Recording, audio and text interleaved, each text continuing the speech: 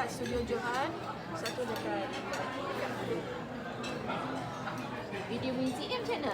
video belum. Pasal kita ada buat sign language juga. Ada.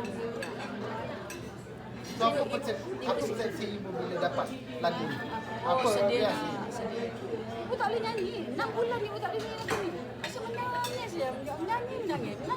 Ibu ingat ibu seorang menangis. Siapa duduk dalam kereta, punya perempuan duduk dalam kereta pun menangis juga. Saya kata faham. Korang ni aku menangis, kau menangis kan.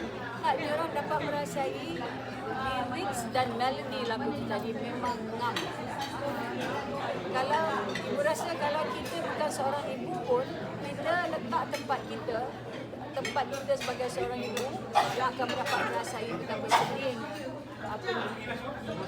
Hidup seorang ibu lah. Kan? Ada doa itu adalah doa untuk anak-anak. Macam mana ibu sebab baju ni bukan